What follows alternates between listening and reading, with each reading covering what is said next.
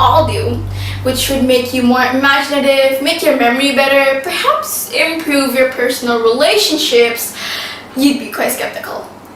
But it is a real thing and it's quite simple to learn about. I'm talking about reading or literacy. Assalamualaikum warahmatullahi wabarakatuh. Hello and good day everyone. I'm Fira Defairus from Asifa Junior High School, and the topic that I've been given is why can literacy change people's life? Judges and audience, I spent my early years of elementary school in the US. When we first got there, I couldn't understand the language at all since I was only 7 years old. But one day, my mom gave me a book to read, and although I didn't understand much at first, I just decided to go with the flow and read some more. The more I read, the more fluent I got in English. I could finally understand what the kids in my class were saying, and I could finally understand the lessons I was being taught. Reading those books made me the person I am today. Because if I didn't, I wouldn't be standing where I am right now, delivering a speech to you all.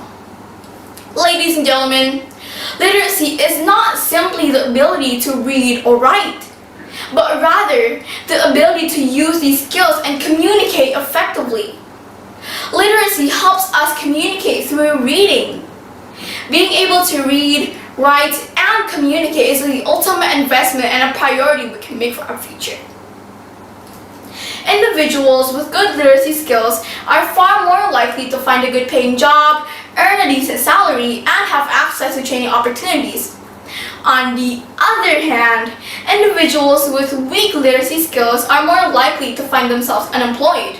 And if they are employed, it's probable that the jobs are either low paying, offer poor hours, or poor working conditions. Ladies and gentlemen, we're going to move to the next subject, which is fictional stories. Reading fictional stories allows us to step outside our own heads and see the world from another person's perspective, even if it's just for a moment.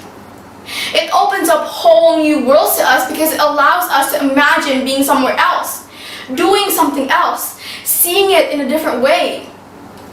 People who don't read fictional stories are quite handicapped, particularly in social life.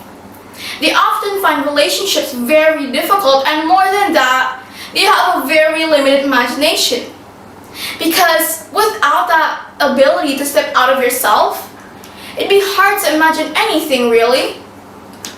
Now that I've told you about how literacy can change your life, I'm going to go through the differences between speaking and reading.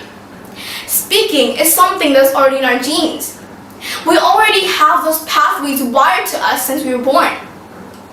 All you need to do is put a baby around people who are talking, and sooner or later, the baby will do that too. It's natural. But reading is not. You could put a baby in a library, surrounded by books, but it won't ever start to spontaneously read. It has to be taught how to do it. Speaking has been with us for 100,000 years, while reading has only started 5,000 years ago. And until 100 years ago, most people didn't do it at all. Meaning when we read, our brain has to make new pathways and does far more work.